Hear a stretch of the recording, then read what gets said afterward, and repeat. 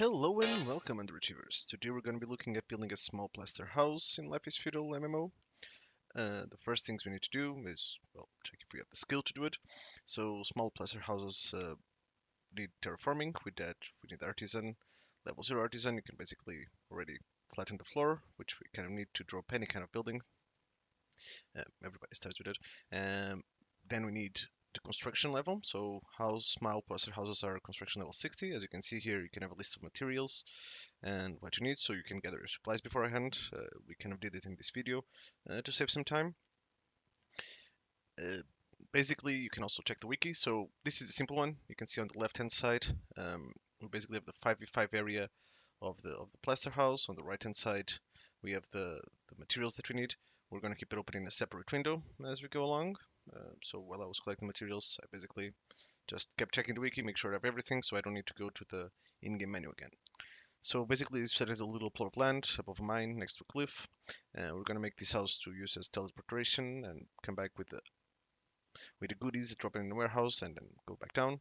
So first of all, equip your spoon or shovel, and basically you try to select an area that is kind of flat for especially temporary constructions or stuff that is not so important, like a main base or something. And you can check around here. The cliff will be like just the spot we're going to go down to the mines. So we're going to select the level of 816. Kind of overticked it here a little bit, but this time it seems kind of the median level around here. So when you're terraforming, you kind of want to be uh, basically filling in holes, taking dirt from somewhere that will be either needed to be flattened later on. So, for example, from the higher ground, if you wanted everything to be here at 816, it would be easy to flatten it. So you just move the stuff from the high hand to the low hand, and then usually having less work than you started with. So to move dirt, you can either click and drag from your inventory, and that will drop all of the dirt that is in that stack, uh, or you can actually right click the dirt and you have drop on the ground, right? When you have the pour on the ground, you can have +1 or you can have infinite. So you can click the little button on the right hand side, and that will mean usually I keep it as +1, but that will mean that it only drops 1. So when I want to drop the entire stack, or even if it's like zero 0.4 squares that it will fill and I only need 0.3, I can cancel pressing escape, or I can move, and if I move, it stops the animation. But in this case, you just click and drag if you know that what you have in your bag is smaller than what you need filling. And I use the pour on the ground one just basically to do the little adjustments or to drop for soil in the tree farm or in the farming. And that's just little one adjustment. I usually you save the double click, and that saves me time. So basically, we're going to keep shoveling for a little bit. That's some of the fun parts of this game, but it also a little bit time consuming.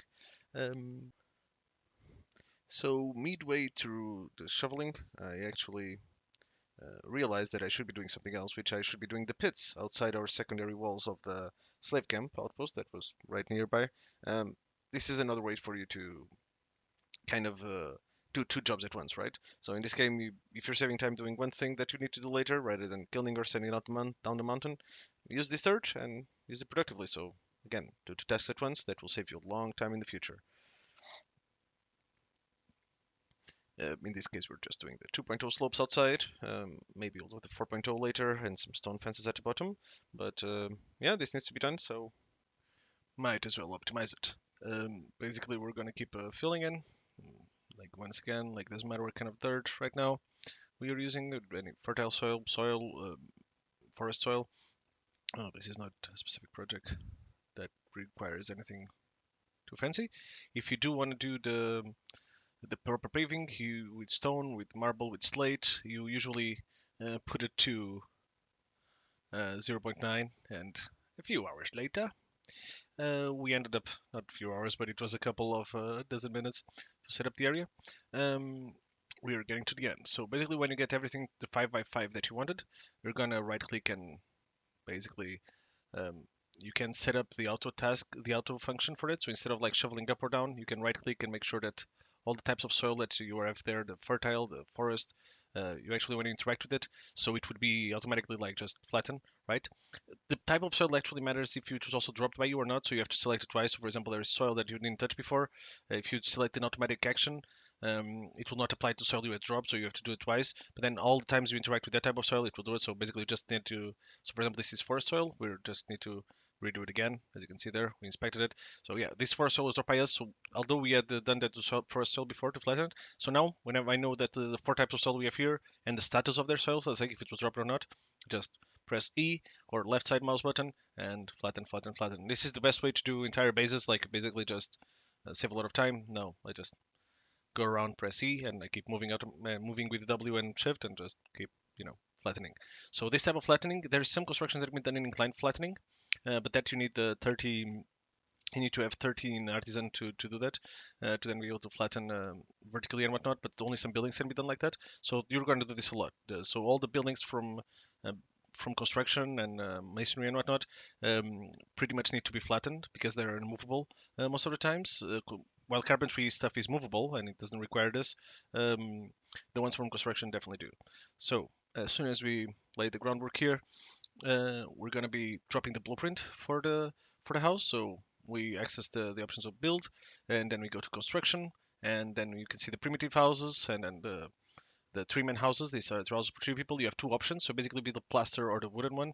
Obviously, like I said in my first video, we pretty much lost all the wood that we had in base when we took the break. So right now we're going to do the plaster one. Requires clay instead of wood to keep the house together. Obviously no nails. I mean, if you have clay, how would you nail anything, right? So to drop it down, when you drop the blueprint, you can rotate the house like we just did now. So you click the R button and you rotate around to adjust the rotation, and then you can move with X and Y. So you're moving with the X, you're moving east to west, and with the Y, you drag it to the left and right to go north or south. That's really useful with the buildings because everything is already in flattened terrain. You don't have to adjust Z, so Z does exist in the building. You just go to the flattened squares.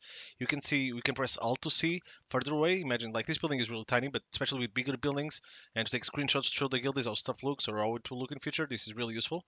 Um, Usually for big buildings like outposts that have a long area around or stuff like that, this is really useful. But for the house specifically, just so we can see how it looks in the environment itself and the gigantic cliff that comes downwards from it. In this case, when you see all the squares are green, that means those are the 5v5 that we flattened. You can build there. You can see the surrounding ones are, when I rotate it, the others are not flattened. So you can see the yellow squares there. So they are correct squares, but they're not flattened and they're not probably the correct level. So if none of them were flattened, there's a problem. Like there was rock mine in between, you would have to dig it out and drop dirt on it, and the square would be red. It was showing you why it wouldn't be working, so you could exactly see what square was failing.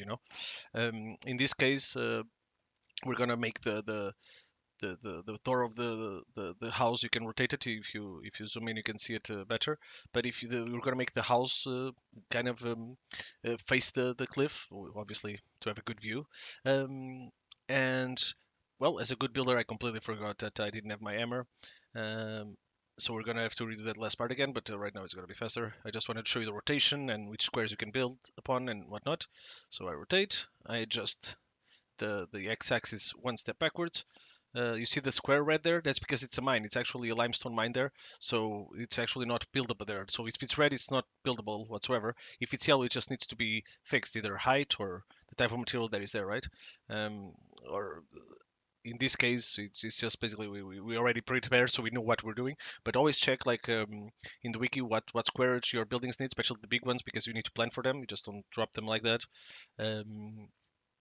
And right now, what we need, this is the blueprint is laid down, so anybody now can access this. So whenever it drops this, gentleman with zero construction right now can actually fill it in and build it. The quality doesn't matter for houses or for warehouses. It only really matters if you're fighting wars. So like if you think you're gonna have a whole legitimate hour on you, like people are gonna attack you with a proper siege and all of that stuff, and they can damage your base. Yeah, the durability does matter. But in this case, just for small purposes of like just teleportation and nothing else. Like this does need to survive for long. um Probably should have made it out of straw. But basically it means that we anyone with zero building even can look into the building of the blueprint. So it's the same thing with carpentry. So if you have a cart at a trade cart that somebody, the carpenter hired, and you drop, then you can look inside and help build and stuff like that. So you can drop the materials and then you can hammer it, and then that will be what defines the durability. So we're gonna keep moving the building logs. So I drop them in the bag, and I also have some building logs here extra for the warehouse later. But you can see that we basically shift click drag to our inventory. That saves a lot of time. So like I wanted to know how many building blocks I have, and since the quality doesn't matter, I stack them. Never stack stuff until without asking your guildies if you should stack it, because quality is really important in this game. But basically I shift click drag from one inventory to the other, so I know I can carry 4 building blocks. So I go to the 12, I shift click drag to mine, and I select 4 on the right hand side, press OK, and it will only give me 4 building blocks on my back. So now the blueprint is ready. You can see everything is filled on the right hand side of the blueprint. Always make sure you eat your food. So whenever you're doing these projects, like moving the wood, it doesn't give you anything, any SP, right? But actually building stuff, make sure you are always well fed.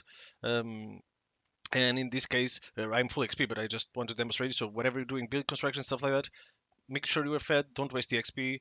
Go donate to the gods, anything like that. But in any case, well, if anybody in the guilds need XP, do donate it to them as well. In this case, some buildings do need multiple emerings to put in. Like the bigger buildings will need, based on the number of objects in the building blueprint, might need a couple of times. So if you're building something in distress or during wars, do be careful. But to build this little house, it's kind of nicely set. Then you can walk in it. It doesn't come with furniture, unfortunately. Do try to buy a new fridge from your carpenter at some point. And our evil layer is up. Else you can rename it. Unfortunately, unlike the bags that cannot, you can rename it again if you do misspell it. Uh, well, have a good time and thank you for watching.